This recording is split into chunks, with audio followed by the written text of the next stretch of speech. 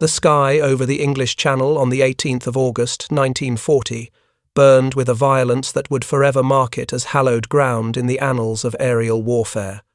The morning had begun with deceptive tranquility, the waters below reflecting a pale blue canvas interrupted only by wisps of cumulus clouds drifting lazily at 8,000 feet.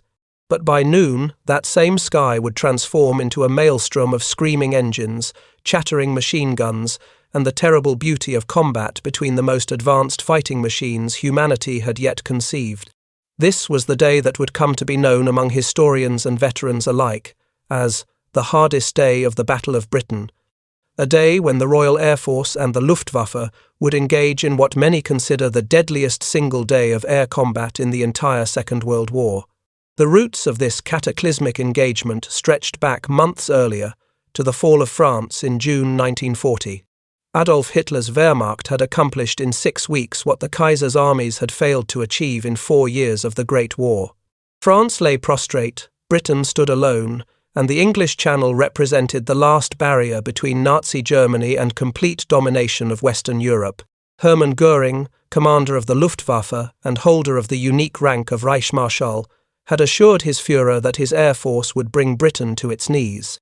The plan was methodical in its brutality: destroy the Royal Air Force, achieve air superiority, and pave the way for Operation Sea Lion, the amphibious invasion that would extinguish the last flame of resistance in the West. Fighter Command, under the leadership of Air Chief Marshal Hugh Dowding, represented Britain's shield against this existential threat. Dowding was a man of 58 years, thin-faced and taciturn, nicknamed Stuffy by those who served under him, though never to his face.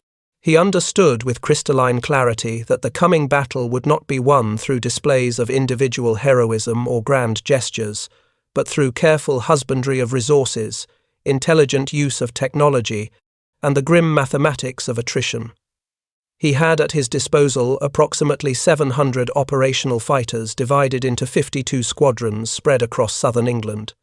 The backbone of this force consisted of 2 remarkable aircraft, the Supermarine Spitfire and the Hawker Hurricane. The Spitfire, designed by R.J. Mitchell, was already becoming legendary even in these early days of the war. With its elliptical wings and Rolls-Royce Merlin engine producing over 1,000 horsepower, the Spitfire Mark I could achieve speeds of 362 miles per hour at 19,000 feet. Armed with 8 Browning, 303 caliber machine guns, 4 in each wing, it could deliver a weight of fire that could shred enemy aircraft in seconds. More importantly, its maneuverability was extraordinary, capable of tight turning circles that could bring an enemy into its gun sight with balletic precision. Pilots who flew her spoke of the Spitfire with an affection bordering on love, describing how she responded to the slightest touch on the controls, how she seemed to anticipate her pilot's intentions. The Hurricane, though less celebrated in popular imagination, was in many ways the true workhorse of Fighter Command. Designed by Sidney Cam, it was in many respects a transitional aircraft, retaining the fabric-covered fuselage and sturdy construction methods of an earlier generation, while incorporating a modern monoplane configuration and the same Merlin engine that powered the Spitfire. Slightly slower than its more glamorous cousin, with a top speed of 328 miles per hour, the Hurricane nevertheless possessed virtues that made it beloved by those who flew it. It was stable, rugged, capable of absorbing tremendous punishment, and still bringing its pilot home. Its gun platform was steadier, making it perhaps more effective as a bomber-destroyer, and its wider track undercarriage made it more forgiving during landing, an important consideration when pilots were exhausted after multiple sorties in a single day. Against these defenders, the Luftwaffe brought overwhelming numerical superiority and combat experience forged in the skies over Poland, France, and the Low Countries. The primary fighter in their arsenal was the Messerschmitt Bf 109E, universally known as the Emil. This aircraft represented the cutting edge of German aviation engineering. Powered by a Daimler-Benz DB 601 amperes engine producing 1,175 horsepower, the Emil could reach 354 miles per hour and possessed an operational ceiling exceeding 36,000 feet. Its armament consisted of two 7.92mm MG-17 machine guns mounted above the engine cowling and two 20mm MG-FF cannons in the wings, giving it superior hitting power compared to the rifle-caliber armament of British fighters. The 109 excelled in diving attacks and could climb faster than either the Spitfire or Hurricane, advantages that experienced Luftwaffe pilots exploited with lethal efficiency. The Emil did possess weaknesses, however. Its range was limited, giving pilots only about 20 minutes of combat time over southern England before they needed to turn for home or face the prospect of a cold swim in the Channel. Its narrow-track landing gear, combined with a tendency to swing on takeoff and landing, made it unforgiving of pilot error. And while it could outdive British fighters thanks to its fuel-injected engine, which unlike the carbureted Merlins didn't cut out under negative G-forces, it could not match the turn radius of a Spitfire or even a Hurricane at lower altitudes. Complementing the single-engine fighters were the twin-engine Messerschmitt Bf 110 Zerstörer, or Destroyer. Hermann Göring had great faith in these heavy fighters, envisioning them as bomber escorts and long-range tactical strike aircraft. Powered by two Daimler-Benz DB 601 engines, the 110 could achieve 336 miles per hour and carried devastating armament, 4 MG-17 machine guns and 2 MG-FF cannons in the nose, plus a flexible rear-firing MG-15 for defense against attacks from behind. In theory, the 110 combined the range and firepower to dominate the skies. In practice, when confronted by agile single-engine fighters, the Zerstörer proved vulnerable, unable to maneuver effectively and increasingly relegated to operations where enemy fighter opposition was expected to be light. The bomber force represented the true striking power of the Luftwaffe. The Dornier Do 17, nicknamed the Flying Pencil for its slender fuselage, could carry 2,000 pounds of bombs at speeds up to 255 miles per hour, though its defensive armament of 6 7.92mm machine guns was barely adequate. The Heinkel He 111, with its distinctive glazed nose, was more robust, capable of carrying 4,500 pounds of ordnance and defended by up to 7 machine guns, though its top speed of 252 miles per hour made it vulnerable to fighter interception. The Junkers Ju-87 Stuka, terror weapon of the Blitzkrieg campaigns, was a purpose-built dive bomber capable of delivering its payload with unprecedented accuracy, but its fixed landing gear and maximum speed of only 232 miles per hour made it fatally vulnerable to modern fighters. And then there was the Junkers Ju-88, the newest and most capable of the German bombers, a fast, versatile aircraft that could achieve 292 miles per hour, carry 3,960 pounds of bombs, and defend itself with 3 to 5 machine gun positions. By mid-August 1940, the battle had been raging for 6 weeks.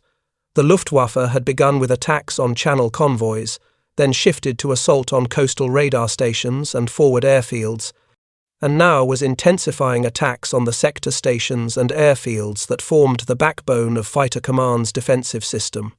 Dowding's strategy relied heavily on the chain-home radar network, a revolutionary technology that could detect incoming raids at ranges up to 120 miles, giving precious minutes of warning to scramble fighters and position them to intercept. The information flowed to sector operations rooms, where controllers plotted raids on large map tables and vectored fighter squadrons toward the enemy. It was a system that maximized the effectiveness of limited resources, but it was being tested to the breaking point. August 18 dawned with Luftwaffe meteorologists predicting excellent flying weather. Clear skies, good visibility, light winds. In the operations rooms of Luftflotte II and Luftflotte III, the two German air fleets tasked with bringing Britain to heel, staff officers finalized plans for the most ambitious series of raids yet attempted. The targets were carefully selected: Kenley and Biggin Hill, two critical sector stations south of London, the airfields at Gosport, Thorney Island and Ford along the south coast, and radar stations at Poling, Rye, Foreness, Dover and Fairlight. The intent was clear: overwhelm the defences through sheer weight of numbers, destroy fighter command on the ground and in the air, and break the back of British resistance in a single day. The first formations began assembling over France in the late morning.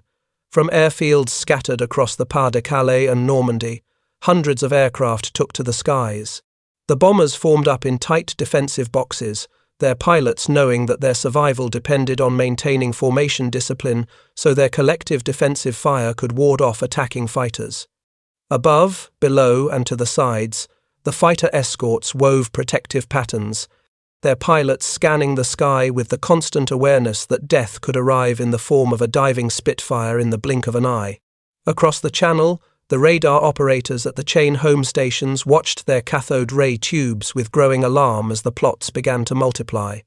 At Ventnor, despite damage from an earlier attack, the operators counted formations building over the Cherbourg Peninsula. At Pevensey, Dunkirk, and Rye, similar reports flooded in. In the operations rooms at RAF Uxbridge, the headquarters of 11 Group under Air Vice Marshal Keith Park, and at Bentley Priory, Dowding's headquarters, the magnitude of the developing attack became clear. This was to be no ordinary raid. Park faced an agonizing decision. His squadrons were already tired from weeks of constant combat. Pilots were flying 4, 5, sometimes 6 sorties a day, grabbing what sleep they could between scrambles, living on tea, cigarettes, and the adrenaline of mortal combat. Aircraft were being damaged faster than they could be repaired, and now the radar plots showed not 1 or 2 major raids, but multiple formations coming in from different directions, a coordinated assault designed to split his forces and create gaps in the defense.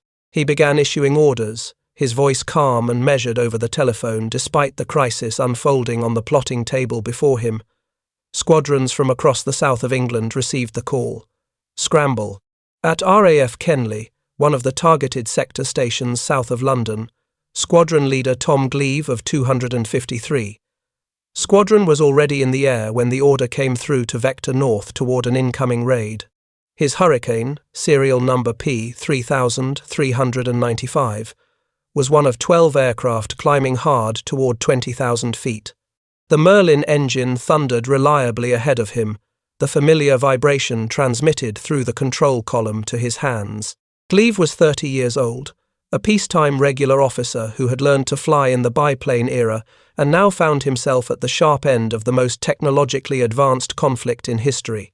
His headset crackled with the staccato instructions from the controller, vectoring him toward a formation of bandits approaching from the south.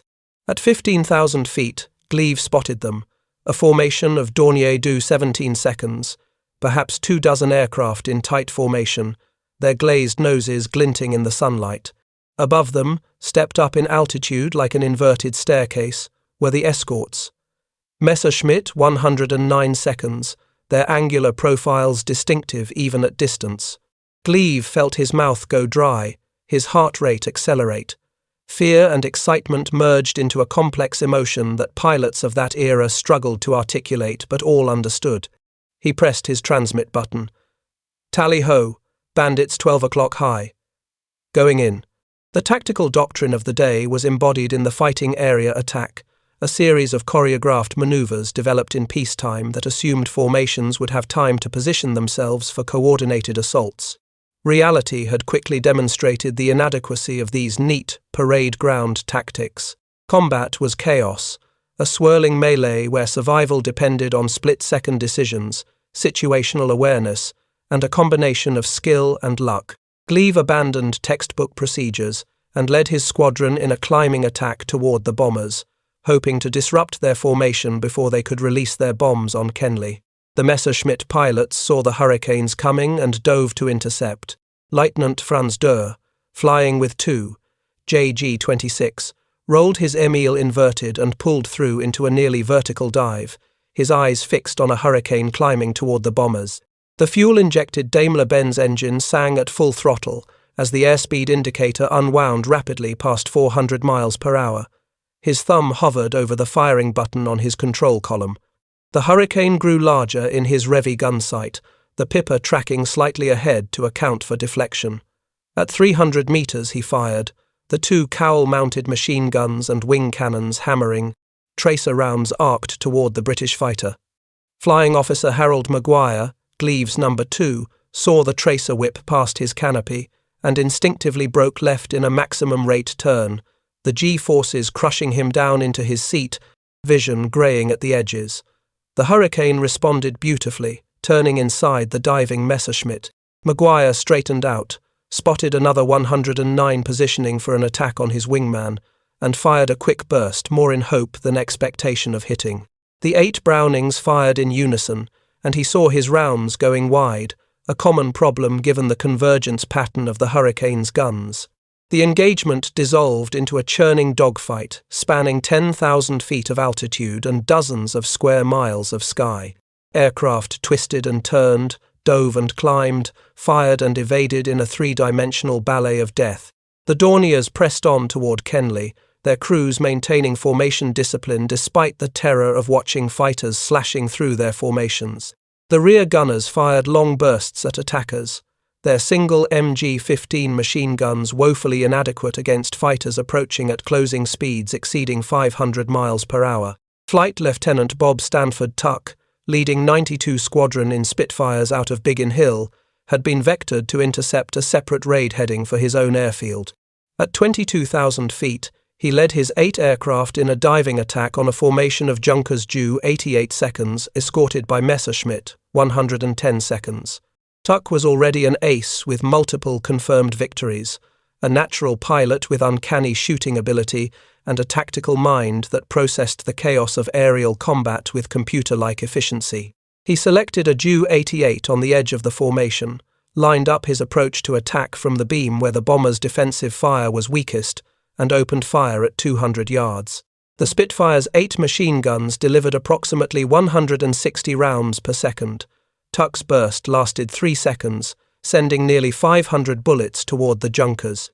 He saw fabric rip from the wing, pieces of cowling tear away, and then a satisfying gush of black smoke from the port engine. The Ju 88 fell out of formation, beginning a long spiraling descent that would end in the fields of Kent. Tuck had no time to watch. A Messerschmitt 110 was turning toward him, and he broke hard right, reversing his turn to get on its tail. The 110 pilot, Oberleutnant Joachim Schlichting of Erprobungsgruppe 210, realized too late that he had allowed the Spitfire to turn inside him. The Zerstörer's twin engines howled as he applied full power and tried to dive away, but the Spitfire was already there, glued to his 6 o'clock position. Schlichting called out to his rear gunner to engage the enemy fighter, and the gunner, Feldwebel Kurt Müller, swung his MG-15 around and fired a long burst. The tracer seemed to go straight into the Spitfire's nose, but the British fighter didn't waver. Tuck fired again, and Schlichting felt impacts hammer along his fuselage. The starboard engine coughed, sputtered, and died. Smoke began pouring into the cockpit. He gave the order to bail out and hauled back on his canopy release. The sky was full of parachutes, both British and German. Some pilots drifted down over the channel, facing the prospect of hours in cold water, waiting for rescue that might never come. Others came down over England, where they would be captured and spend the rest of the war in POW camps.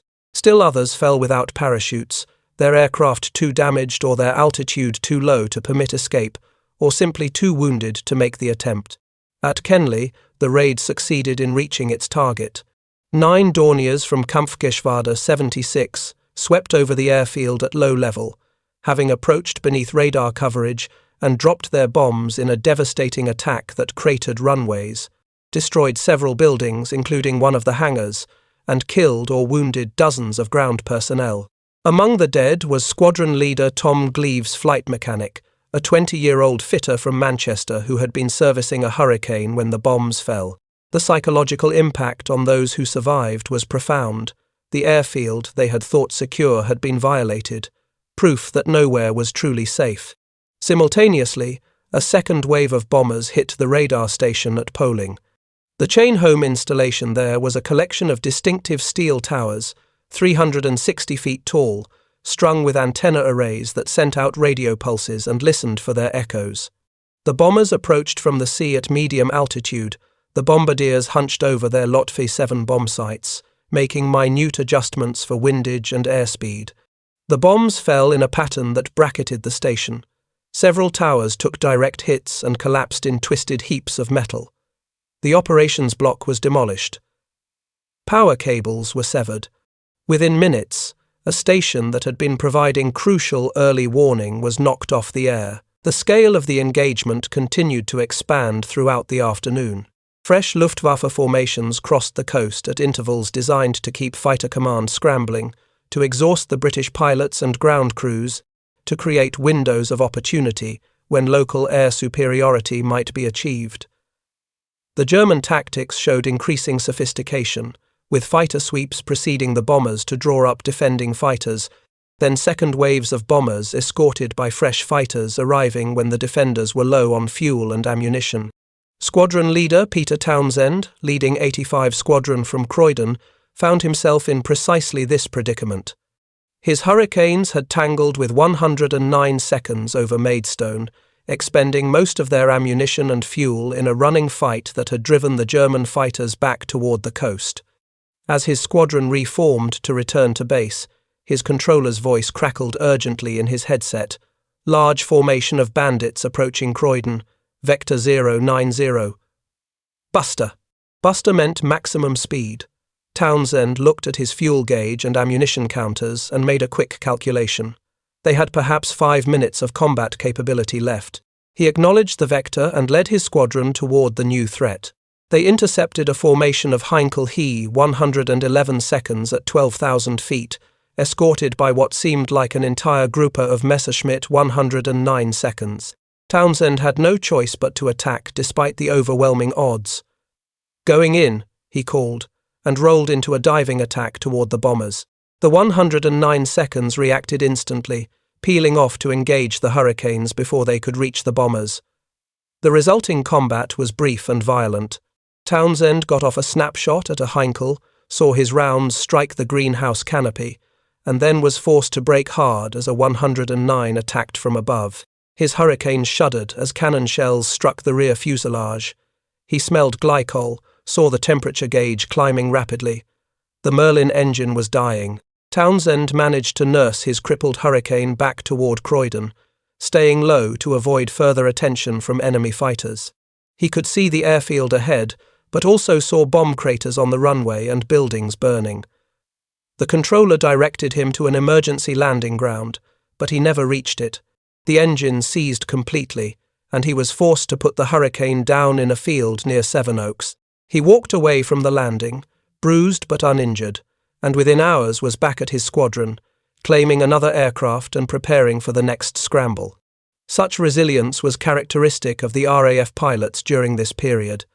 They understood with grim clarity that their survival, and by extension Britain's survival, depended on their ability to keep fighting despite exhaustion, despite losses, despite the near mathematical certainty that continued combat would eventually claim them. The average life expectancy of a fighter pilot during the height of the Battle of Britain was measured in weeks.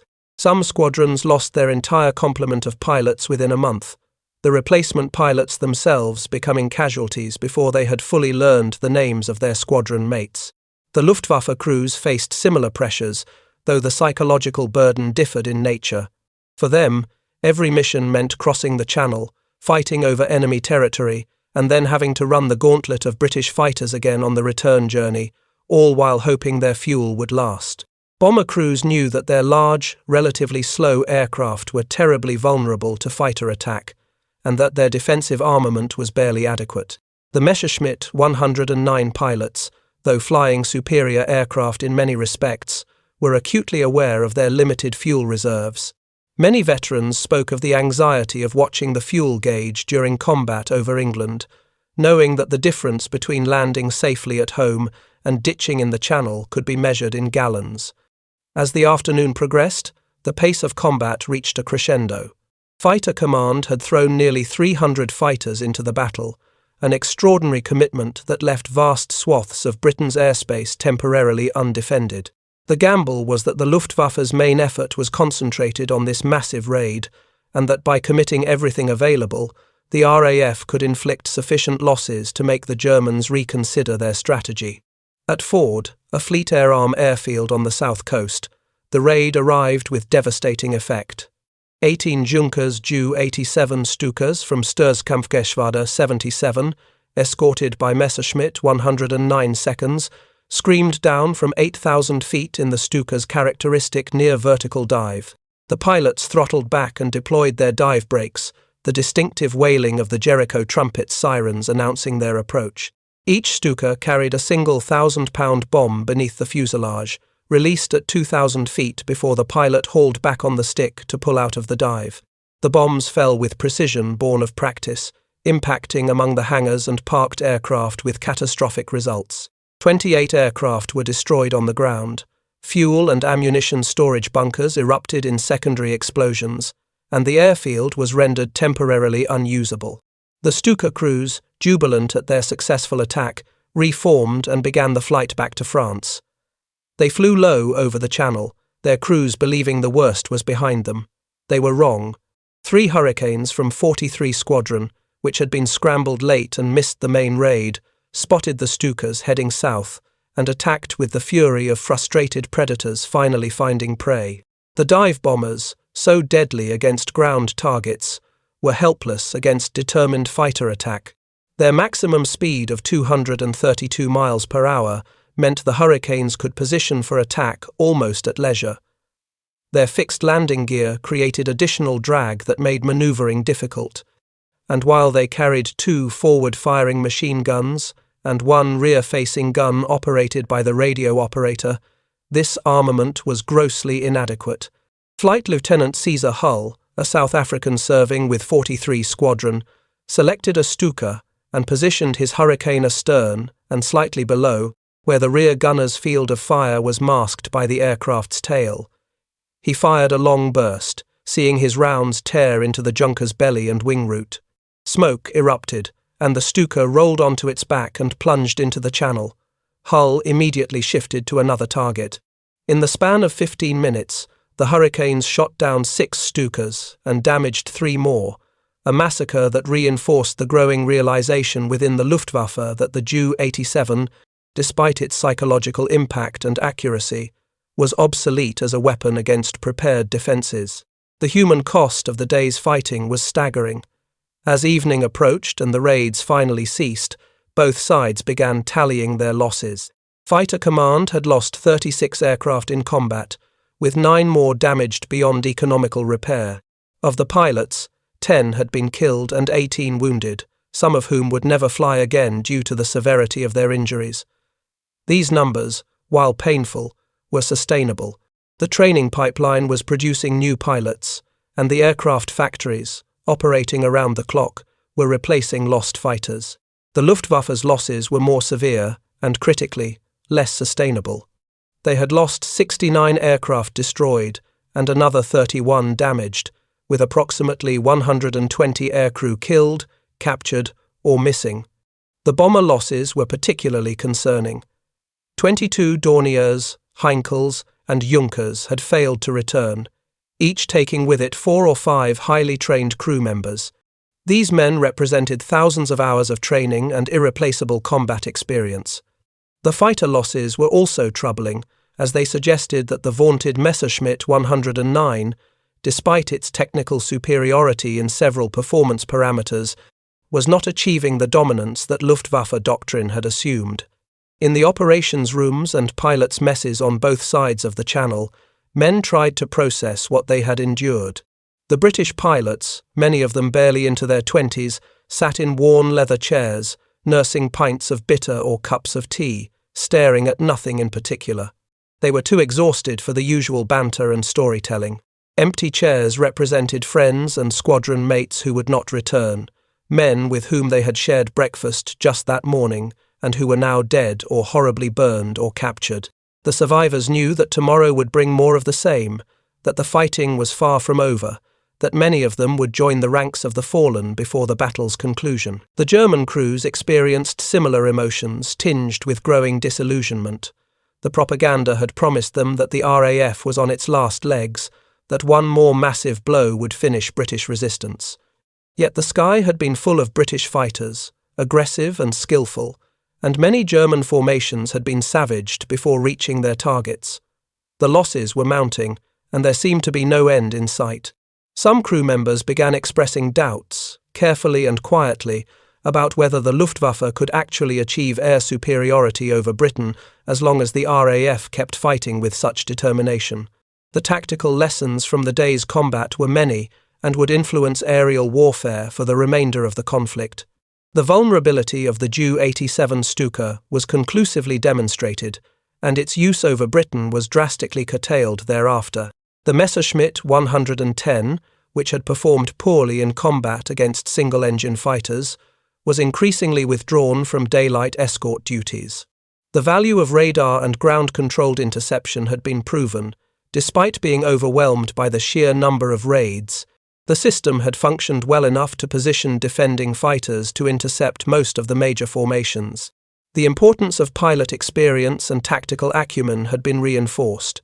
Veteran pilots on both sides consistently outperformed novices, and several British aces had accounted for multiple victories, while newer pilots struggled even to bring their guns to bear effectively. From a strategic perspective, the 18th of August, 1940, represented a critical test of competing approaches to air warfare. The Luftwaffe had conceived of air power primarily as a supporting arm for ground forces, optimized for tactical strikes and close air support for advancing armies. The bombers were designed for accuracy against tactical targets, rather than the delivery of large tonnages over strategic targets. The fighters were intended to achieve local air superiority for limited periods to enable ground operations. Applying this force to a strategic campaign aimed at destroying an enemy's air force and breaking civilian morale required adaptations for which the Luftwaffe was not fully prepared. The RAF, by contrast, had developed fighter command specifically for air defence of the British Isles. The integration of radar, ground control, and fighter squadrons represented a defensive system optimized for exactly this type of campaign. The aircraft, while not superior to German fighters in all performance parameters, were well suited to their mission. They operated close to their bases, could be quickly rearmed and refueled, and their pilots had the tremendous psychological advantage of fighting over home territory, where a parachute descent meant return to one's squadron rather than a POW camp. The daylight campaign would continue for several more weeks, though never again with quite the intensity of August 18.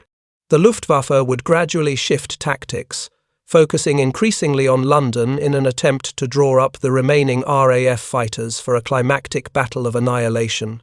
When this approach also failed to break British resistance, the Germans would transition to night bombing, the Blitz, which would bring terrible suffering to British civilians but would fail to achieve the strategic objectives that had prompted the air campaign. The pilots who survived August 18 carried the memory of that day for the rest of their lives.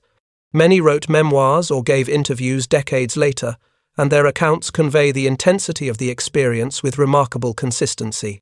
They spoke of the fear that preceded combat, the strange calm that often descended once the fighting began, the tunnel vision that focused all attention on the enemy in one's gun sight, the exhilaration of victory mixed with guilt over having killed another human being, the profound exhaustion that followed combat, and the nightmares that visited during what little sleep could be obtained. Squadron leader Tom Gleave, whose squadron had been mauled in the engagement over Kenley, would later be shot down and severely burned. He survived, undergoing the first of what would be many surgeries at the specialised burns unit at Queen Victoria Hospital in East Grinstead, under the care of pioneering plastic surgeon Archibald Mackindoe. Gleave would become one of the founding members of the Guinea Pig Club, an organisation of aircrew who had received treatment for severe burns. His later writings about his experiences provide invaluable insight into both the physical and psychological dimensions of aerial combat. Bob Stanford Tuck would continue flying operations and accumulate 29 confirmed victories before being shot down over France in 1942 and spending the rest of the war as a POW. He survived the war and became a successful businessman, always remaining connected to the aviation community and speaking at reunions and commemorative events. Peter Townsend would also survive the war and achieve post-war fame for his romantic relationship with Princess Margaret. But in his own estimation, his most important contribution was simply surviving the crucible of 1,940 and helping to ensure that Fighter Command remained an effective fighting force during Britain's darkest hour. On the German side, many of the pilots who fought on August 18 would continue their combat careers on other fronts. Some would fight in the Battle of Britain until its conclusion in late October, before being transferred to the Mediterranean or to preparations for Operation Barbarossa, the invasion of the Soviet Union. The experience of fighting a determined enemy with effective equipment and good tactics would prove valuable, though the lessons learned were not always correctly interpreted by higher command. The broader historical significance of the 18th of August 1940 and the Battle of Britain more generally can hardly be overstated. It marked the first time that Nazi Germany had been checked in its ambitions. The failure to achieve air superiority meant that Operation Sea Lion, the planned invasion, was indefinitely postponed. Britain remained in the war, providing a base from which the strategic bombing campaign against Germany would eventually be launched, and from which the invasion of occupied Europe would be mounted on D-Day in 1944. The Soviet Union, which would be invaded by Germany in June 1941, would have a crucial ally in the West, preventing Hitler from concentrating his full military might on the Eastern Front. Winston Churchill, Britain's Prime Minister, understood the magnitude of what the fighter pilots were achieving. In a speech to the House of Commons on August 20, just 2 days after the massive engagement, he uttered the words that would forever define that generation of airmen. Never in the field of human conflict was so much owed by so many to so few. The few, those 700 or so pilots of Fighter Command, had stood between civilization and barbarism, and they had not been found wanting. The technological legacy of the battle was also significant. The success of radar in providing early warning accelerated its development and deployment. Lessons learned about fighter tactics, the importance of mutual support between wingmen, the value of altitude advantage, the effectiveness of different attack angles. All of these were codified and taught to subsequent generations of fighter pilots. The experience also drove further developments in aircraft design. The Spitfire would undergo continuous improvement throughout the war, each mark incorporating better engines, more powerful armament, increased range. The same evolutionary process would affect the Messerschmitt 109, which would serve on all fronts throughout the war in progressively improved variants. The human stories from August 18 are countless, each one a unique experience of fear, courage, loss, and survival. Consider the experience of Sergeant James Lacey, flying a Hurricane with 501 Squadron. He shot down a Heinkel. He 111 inches the morning, barely managed to land his damaged aircraft at Gravesend, claimed a replacement. Hurricane was scrambled again in the afternoon, destroyed a Messerschmitt 110, was attacked by a 109 and forced to bail out when his aircraft caught fire. Parachuted into the Channel, was rescued by a Royal Navy motor torpedo boat, and was back at his squadron by evening, ready to fly the next day. Such resilience was not unique to Lacey. It was characteristic of the entire fighter pilot corps during that desperate summer. Or consider Hauptmann Horst Liensberger, a bomber pilot flying Heinkel He 111 seconds with Kampfgeschwader 55. He had participated in the campaigns in Poland and France, where Luftwaffe superiority had been assured and losses light. On August 18, attacking Thorney Island, his formation was savaged by hurricanes. 2 engines in his Heinkel were damaged, his radio operator was killed, his observer was wounded, and he barely managed to nurse the crippled bomber back across the Channel, making an emergency landing at Cayenne with the fuselage riddled by machine gun fire. He would fly 11 more missions over Britain before being shot down and captured in September. In his post-war interviews, he described August 18 as the day he first truly understood that Germany might not win the war. The ground crews on both sides also deserve recognition for their contributions to the day's outcome.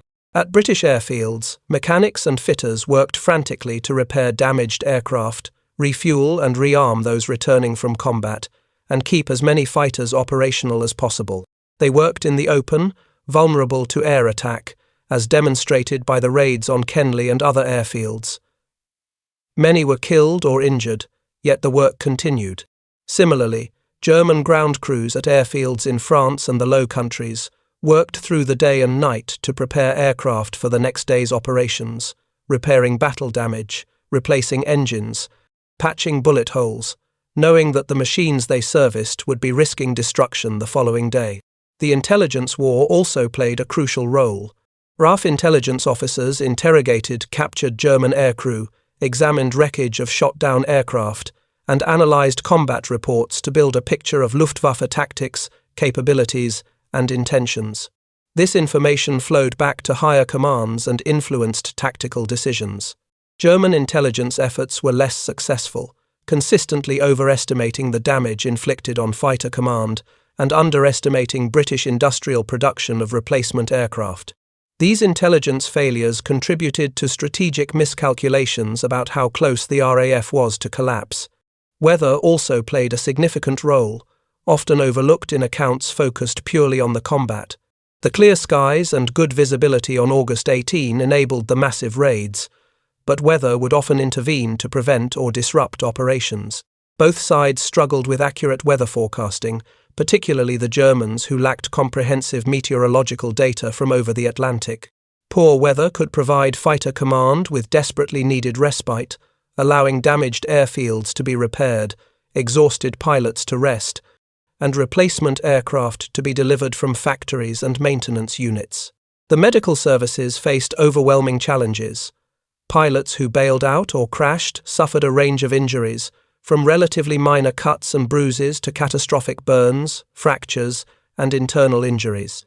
The burns were particularly horrific, as aviation fuel ignited in combat would engulf cockpits in flames, and pilots attempting to escape would often suffer terrible burns to hands and face. The treatment of such burns was primitive by modern standards, and many pilots were permanently disfigured. Yet the medical services, particularly the specialized units that developed to treat aircrew injuries, made remarkable advances.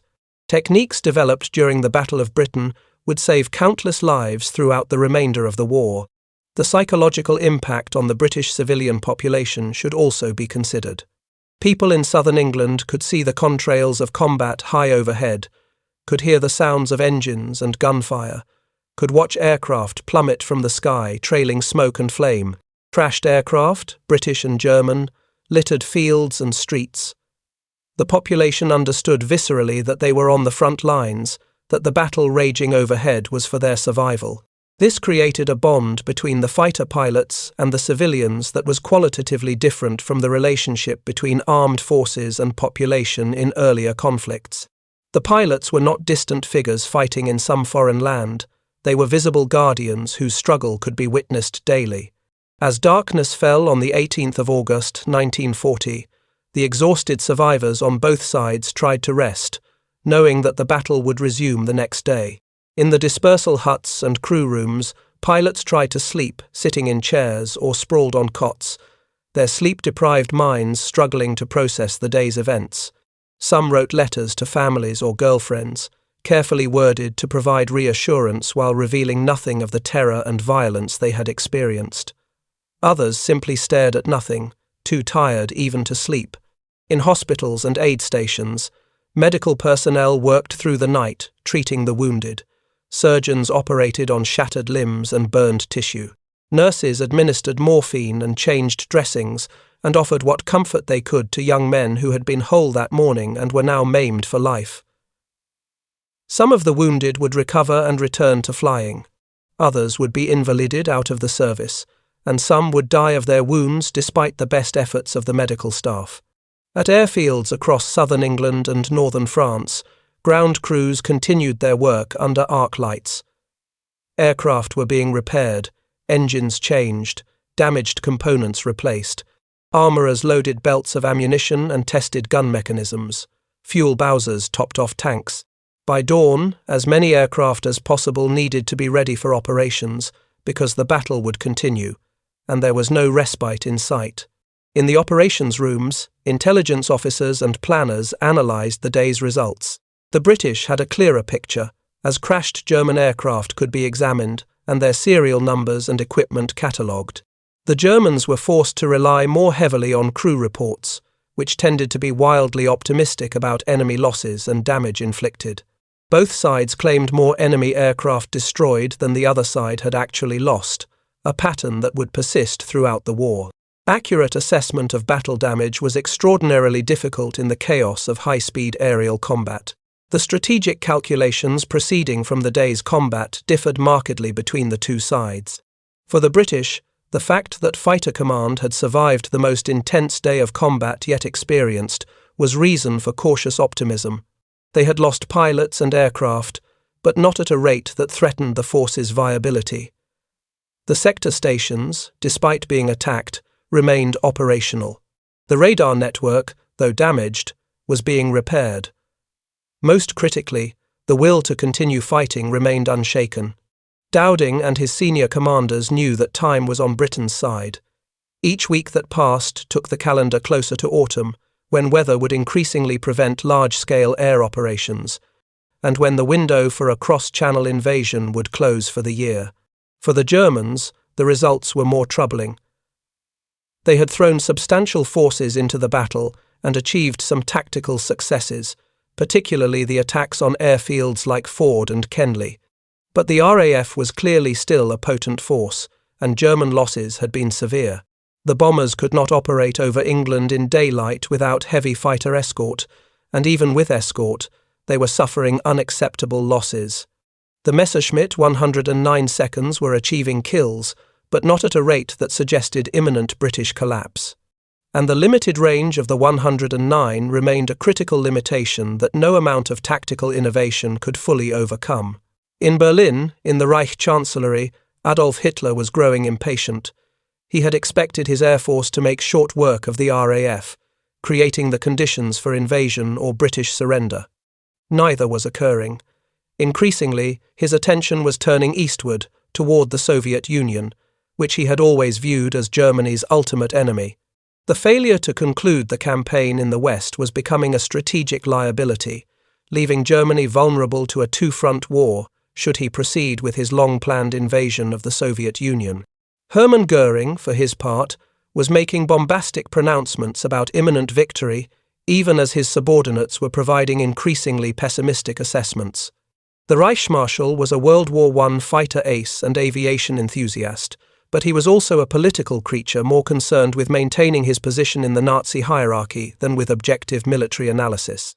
His interference in tactical decisions, his unrealistic demands on his aircrews, and his refusal to acknowledge the limitations of his forces would contribute significantly to the Luftwaffe's failure to achieve its objectives.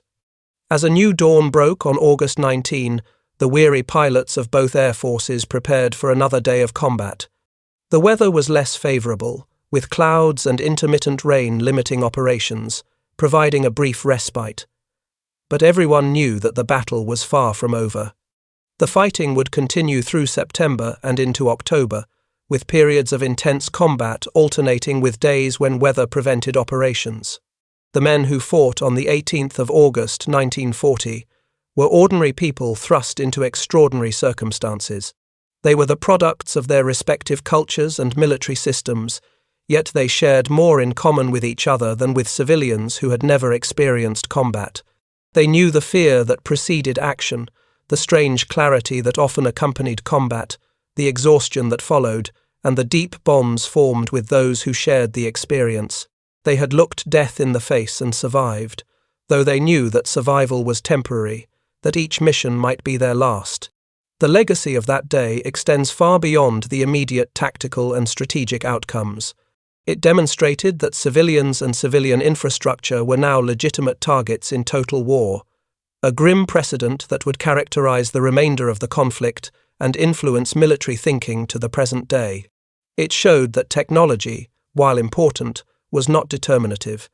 The better equipped and more experienced Luftwaffe had been fought to a standstill by a smaller force that possessed superior strategy, better defensive technology in the form of radar, and pilots willing to fight with extraordinary determination. The moral dimension of the battle also deserves consideration. From the British perspective, they were defending their homeland against an aggressive dictatorship bent on conquest and subjugation. This provided a clarity of purpose that sustained them through the darkest moments. For the German aircrews, the moral picture was more complex.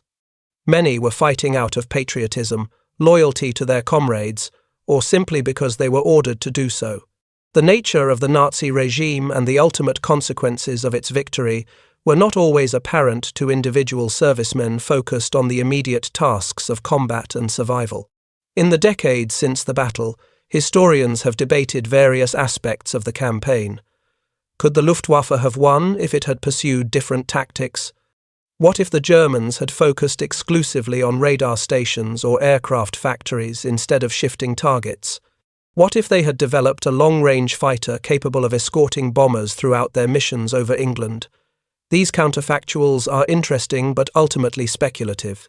The reality is that the Luftwaffe, as it existed in 1940, with its doctrine, equipment and organisation, was not capable of achieving air superiority over Britain in the face of determined resistance from fighter command. The human cost of August 18 and the broader battle must always be remembered. 28 British pilots were killed or wounded that day. More than 100 German aircrew died, were captured, or were posted missing.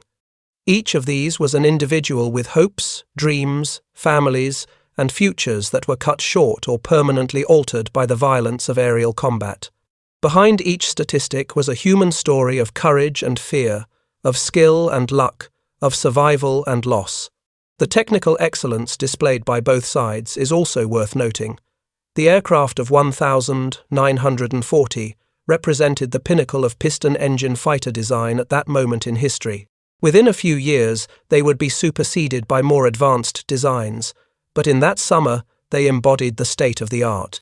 The pilots who flew them had to master complex machinery, while simultaneously processing tactical information, managing fear and adrenaline, and making split-second decisions upon which their lives and the lives of their comrades depended. The level of skill required was extraordinary, and the best pilots combined natural talent with rigorous training and hard-won experience. As evening fell on the 18th of August 1940, the sky over the English Channel was quiet once more. The aircraft had returned to their bases, the pilots had climbed wearily from their cockpits, and the ground crews had begun their nightly work of preparation for the next day. In the gathering darkness, the only evidence of the day's violence was the wreckage scattered across southern England and northern France, the men in hospitals fighting for their lives, and the empty chairs in mess halls where pilots who had flown that morning would never sit again. The battle would continue, the struggle would go on, but August 18 would always be remembered as one of the hardest days, a day when the outcome of the entire war might have tilted on the performance of a few hundred young men in fast, fragile machines high above the Channel. They had been tested in the crucible of combat and had not been found wanting. The price they paid was terrible, but the alternative defeat and subjugation was unthinkable. So they fought, and they endured, and they prevailed, earning the eternal gratitude of the nation and the free world they helped to save.